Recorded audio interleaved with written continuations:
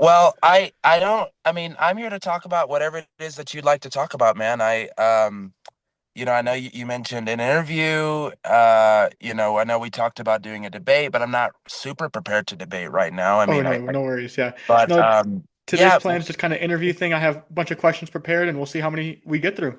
great, great. All right. So if I remember correctly, you're from Texas, correct?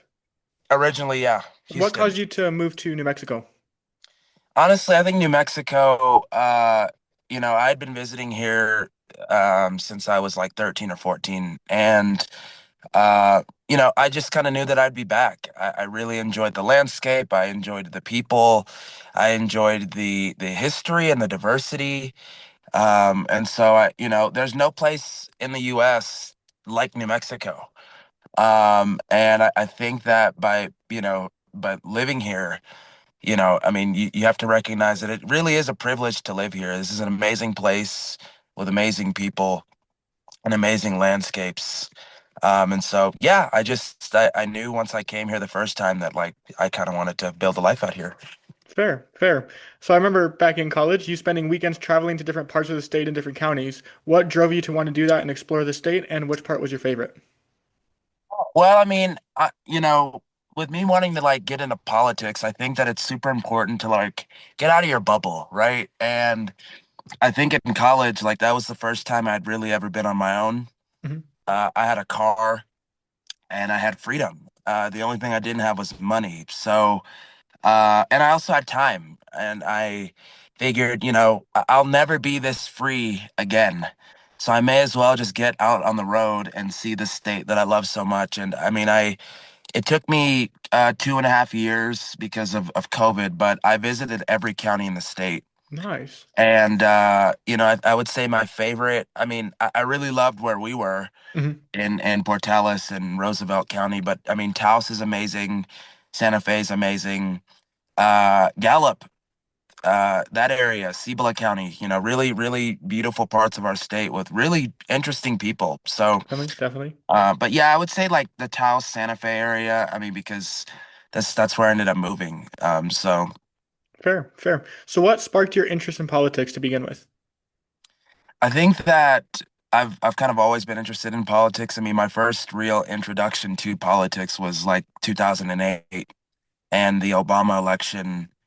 And for me, I mean, I was the only black kid in my class.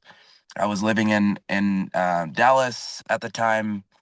I was in a really conservative part of Texas, and a lot of my classmates weren't happy, but me and my family, we were excited, but I didn't know why at the time. I mean, I just kind of assumed like there's plenty of people who look like me at the national stage, but at the time, really, there weren't. I mean, there were a few, but so for me, the Obama election, and then that followed up by like his reelection, and then the Bernie campaign really kind of sparked my interest to stick around in politics, to try to go far in politics so that we can like, make policies that actually improve people's lives. Definitely, definitely. What was the defining moment that shaped your political views? Defining moment. I mean, I think that the Bernie campaign for me was just a real watershed because I initially started out supporting Hillary. Because that was the only name I really knew. That was the only name I had heard. I mean, and I was in high school at the time, so it's not like I could vote, but I knew everyone was really, really excited about Hillary. And then, all of a sudden this Bernie guy starts really picking up steam, goes from polling at 1% to like, 15 and then 30. And then all of a sudden the race is 50-50. But Bernie really spoke to a lot of the issues at the time. And student debt, Medicare for all, protecting the environment.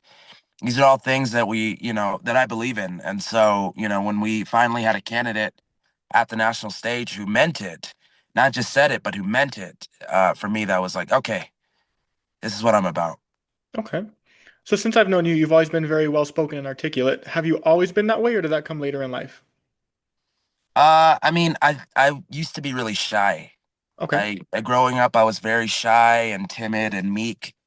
And look, I think that, there's a time and a place for that. But in politics, if you're going to be in politics, like being shy is probably not the best way to get far. And B, like, yeah, you should try to work on your public speaking skills. You should learn the issues and then be able to articulate a message to people, in a way that actually makes sense. And so that, like, there's plenty of people who are passionate about the same things that I am, but you ask them to articulate it, well, it doesn't come off great. Mhm. So for me, I think I'm naturally just kind of articulate. I grew up reading a lot. I don't read so much anymore, but I grew up reading a lot, grew up watching lots of news programs, C-SPAN, CNN, MSNBC. Um, and when you're around that at an early age, especially as a kid, like you're gonna just adopt whatever you start hearing. So yeah, I mean, I'm just a product of like watching lots of PBS Kids and reading a lot and hanging around a lot of older people. Fair, fair. So, how has your family life and upbringing influenced your public service and your approach to it? Well, I'm the son of a nurse. My mom's a travel nurse. She's been doing that for a long time now, and my dad's a police officer in Houston. So, I think I come from a public service pedigree. I know that I've always wanted to engage in some sort of public service that would help pave the road to politics. And so, I really looked at law school. And, for a long time, I was very focused on grades and, doing well in school. And then, I start discovering other things. I start being focused on like, being popular and girls. And, you veer off track and uh, eventually you figure out, okay, I need to do something with my life. So for me, it was either I'm going to become a police officer like my dad, or I'm going to join the fire department or join the military. And so I kind of ruled out joining the military because then I wouldn't be able to be in New Mexico. Mhm. But the fire department, for me, it's like my job is literally just to help people. And on top of that, I get 4 days off to do whatever it is that I'd like, pursue my passions, pursue my hobbies, work out, and then go back to the fire department and do it all over again. We work 48-hour shifts at the fire department, but yeah, I mean, I just knew that I wanted to do something that was like public facing and then where I didn't have to sell anything. Nice, nice. So, what drove you to move from an interest in politics to actually pursuing it? Well, I mean, I think the interest, uh, you know, stuff remains a dream until you start taking action, right? And so, if I truly believe in these things like Medicare for all, or like, supporting public education, or protecting the environment, or affordable housing, like, yeah, it's great to believe in them, but then at some point I need to start fighting for them. Mhm. And, you can only be on the sidelines for so long, right? I mean, Santa Fe, I don't know how well you know Santa Fe, but like, it's a very, very old school kind of town and it is taking us way too long to get on the same page about some of these issues. I mean, we have people who still fight affordable housing here. We have people here who just they don't understand, they don't get that like there's a lot of working people who are struggling.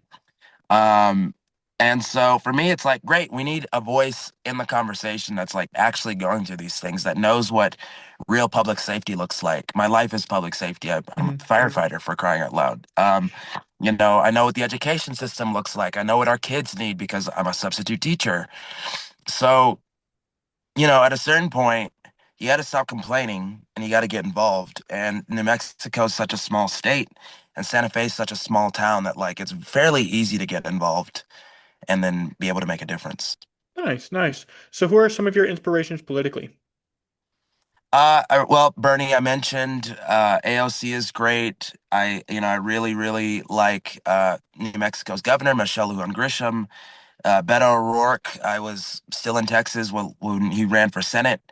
I left shortly after he lost the governor's race. Overseas, I really like Jeremy Corbyn. He was the Labour Party leader in the United Kingdom, almost became prime minister a few years back. I'm on the left.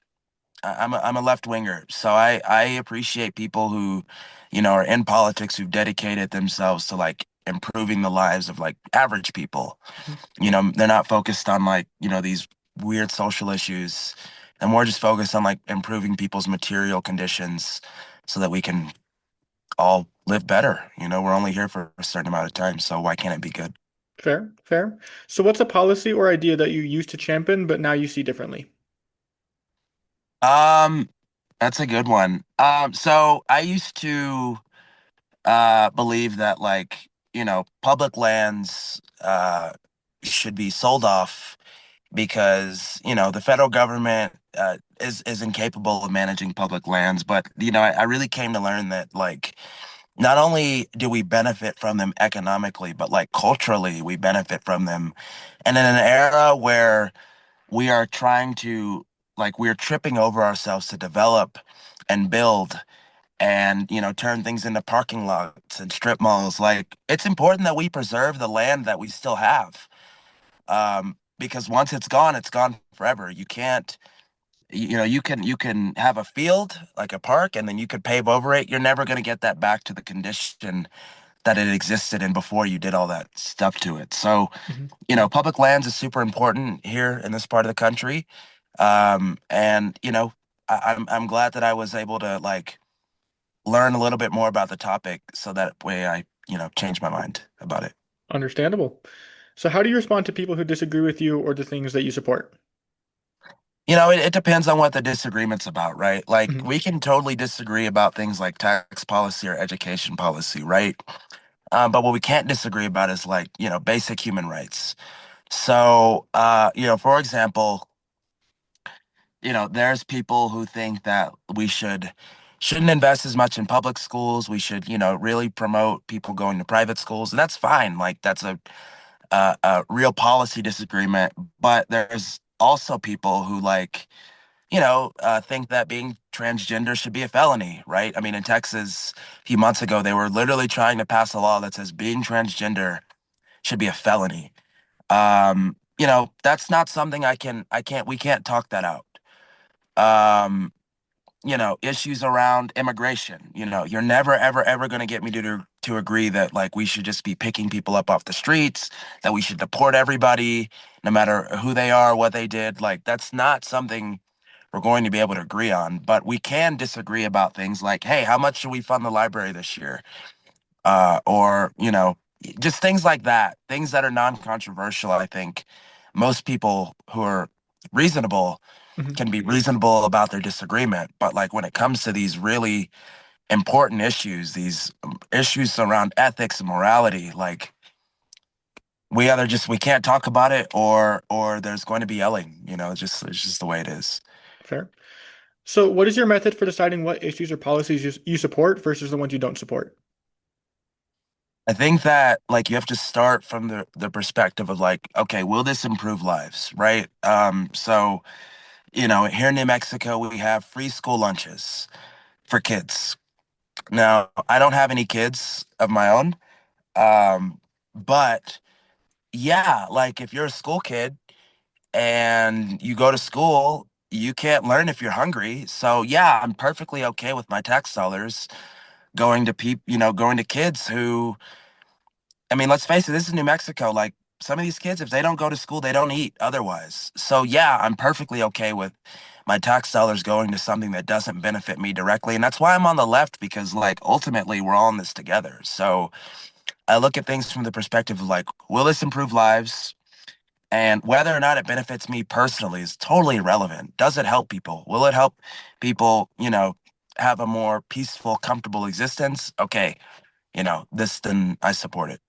Okay.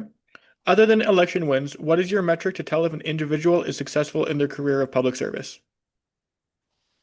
I mean, I think that's a good question to ask them personally. So there's a lot of people in politics who are title chasers. They just are looking for the next office to run for.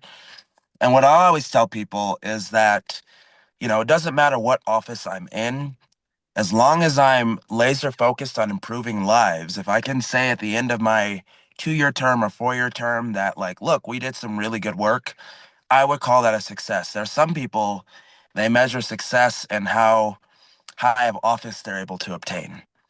And that's great. And if you're running for office to improve lives and you decide, look, I've ran for city council, I've been on the city council for a few years now. Now it's time for me to run for mayor to do more, then that's great. But if you're just purely running to run because you like having the title, I wouldn't call that successful public service. You successfully obtained that office, but that doesn't necessarily mean that you did anything with it. So, Mhm. are you able to point to some specific wins that you can say, look, this really helped people? I think that's the measure of successful public service. Okay, okay. What is a book or news source that you think everyone should consume? New Mexico in Focus. New Mexico in Focus is a program put on by NMPBS, and basically it is pretty much like what is going on in New Mexico uh, from top to bottom, and the politics and society and everything. I mean, they cover a range of issues. They do investigative journalism, and it's very New Mexico centric. But if you care anything about New Mexico politics, you need to be watching New Mexico in Focus. Okay, okay. If you could sit with anyone dead or alive and talk with them, who would it be? Um, it's a good question. I've never really thought about maybe like an ancestor or something. I would love to like be able to sit down with like, you know, my 17th great grandfather and ask him, what life was like and Okay, explain to him what the world looks like now. I think that'd nice, be. nice. What is something people misunderstand about one of your political ideas? Well, I think that uh, a lot of policies on the left get branded as socialist, and maybe they are, but so what? Like, if it helps people, if it's a net benefit for society, who cares if it's a so-called socialist idea? I think for a lot of people in America, when it comes to these discussions around leftism and socialism, like they're just taught to hate these things from an early age. I can remember being in high school and like, we were watching John Stossel and Fox News in my economics class. Like, people hate something that they don't even understand. Mhm. And I think that a lot of policies get dismissed out of hand once you brand them as socialist. Doesn't even matter what it is, like, Medicare for all, or affordable housing, or whatever, doesn't matter. Once you brand something as socialist, a lot of people, they turn their ears off, they turn their brains off. Okay. What issue do you think is most urgent for people in public service to address as of now? Well, right now, affordable housing is a really big issue, especially here in Santa Fe. I mean, Mhm. rents here have gone up 80% within the last few years. And there's a lot of people in Santa Fe who work two, three jobs to make ends meet. And we're really squeezing people. People are working themselves to death uh, just to end up with a couple of bucks at the end of the month. People are living paycheck to paycheck. I think that there was a time in history in this country where working hard could actually get you somewhere, but I think people are slowly realizing like that was all a bunch of crap. Or at least it's a bunch of crap today. You know, um, I think income inequality, our tax structure, the fact that like you can be poor but pay more in taxes than like, Amazon or Apple, that's messed up. And I think we should be addressing that so that way we can meet people's needs rather than like the needs of big corporations and rich folks. Okay. What is something that you disagree with your party on? I mean, I think that the Democratic Party, like, there was a point in time where we used to fight for regular people. But somewhere along the way, we went from being the party of like farmers and poor people in cities to like being this weird corporate um, consultant driven party that's focused way too much on like raising money and asking people for money and then serving corporations. Like that's never been who the Democratic Party is. We've always been the party of labor. We've always been the party of the little guy. And I think that I disagree with how the direction of the party has gone within the last few years, last Okay. decade or Yeah, so. makes sense. What does the word leadership mean to you? I mean, I heard somebody say leaders eat last, Okay. right? Like, leaders they make sure that their people are good, and then they are, share into some of the successes that they've built. Um, Leaders lead from behind. You lead from the middle. You don't, boss people around. You don't watch other people work. You engage in the work too, Mhm. and stand shoulder to shoulder with the people that you're leading. Okay, nice. How do you think social media has shaped political discourse? Probably for the negative. I mean, there's a lot of information, misinformation, disinformation on social media, and with the explosion of AI within the last couple of years, people literally cannot determine what is real and what is not. And I think we really need to look at limiting people's social media intake, or at least incentivizing not being on social media so much. I think we should declare social media use a public health crisis, and we should get create more opportunity for people to be out and spend more time with families and work out. Like, the less that we're on social media and the more that we're connected with others, we would be in more time on Facebook, on Instagram. I mean, not guilt that I on them because, and I want to be connected with people. And Okay, so yeah, but I'm sorry, I don't know where we left off. no worries. Okay, so the last one I just asked you was, what do you hope your legacy will be?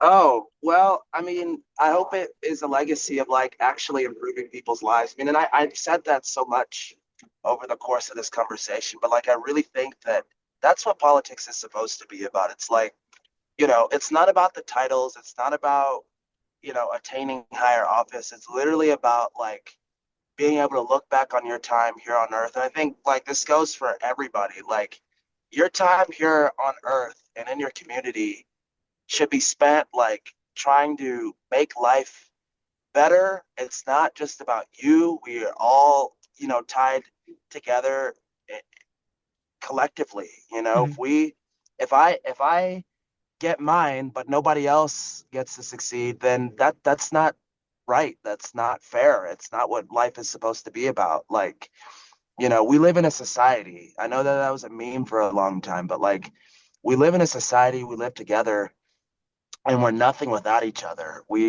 have always been successful as a species when we've worked together, not just chased individualistic goals. Like we need to be working together. And so, that's at the heart of like what my politics is. It's like collaboration, working together, improving lives.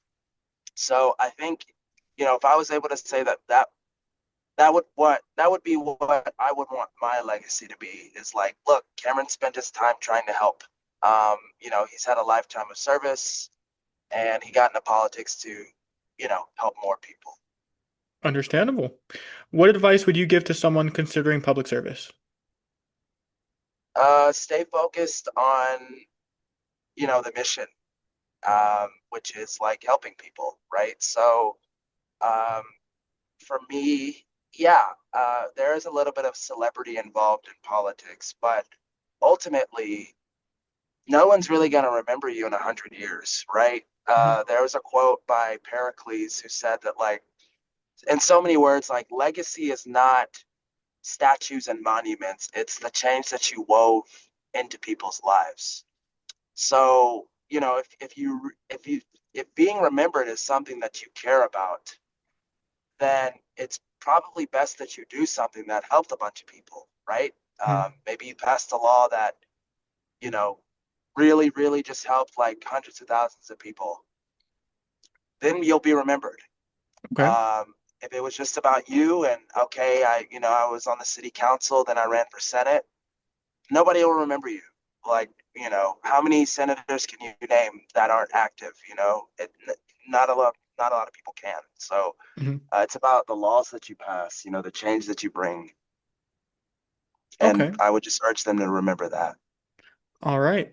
So this next one, I want to ask you about four different people in the political realm from both sides of the aisle and just get your opinions on them. So Gavin Newsom, what are your thoughts on him? I think he is a leader in this moment. I don't agree with a lot of the things he did over his tenure as governor of California, but ultimately, like, he's one of the few people in my party who are actually opposing, and then on top of that, providing like a positive vision for the future. Okay. Charlie Kirk.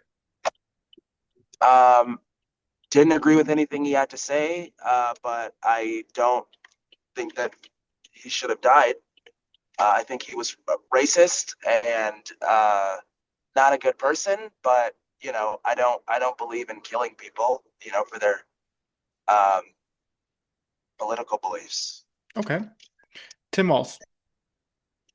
I wish that he is what the Democratic Party will become. I hope he runs for president.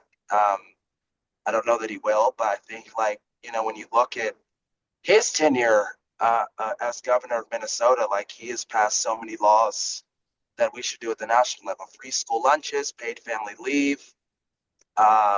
He invested in affordable housing. Like, that's totally the direction that our party and our country should go in. So I hope he runs for president. Okay.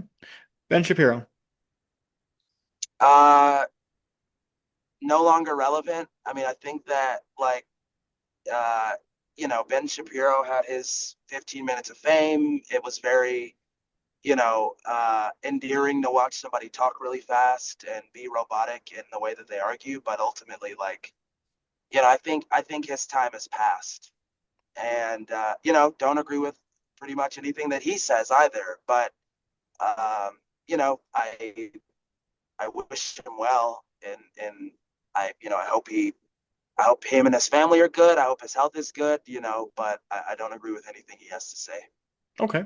And then the last question that I have for you is if you could ask your future self one question, what would it be? Um, was it all worth it? I mean, I think that, like, my path to New Mexico and my path to politics was a really long, tough slog. I mean, this COVID-19 happened. Um, it really threw all of us for a loop. And, I worked some really long nights at gas stations and at Walgreens and at the fire department, like, in order to be able to put myself in the position to, be doing what I would like to do with my life. And so I would just ask my future self, like, was it all worth it? Did you get the change that you were seeking? Are you happy? Questions like that. Nice, nice. Well, that's about all I had planned for you. So thank you again for being willing to do this and taking time out of your day for it. Yes, sir. And I apologize for the technical issue. My phone was No hot, worries. so just Yeah, no shut down. worries. Yeah. Anyways, hope you enjoy the rest of your day and thank you again for being willing to do this. Yes, sir. You take it easy.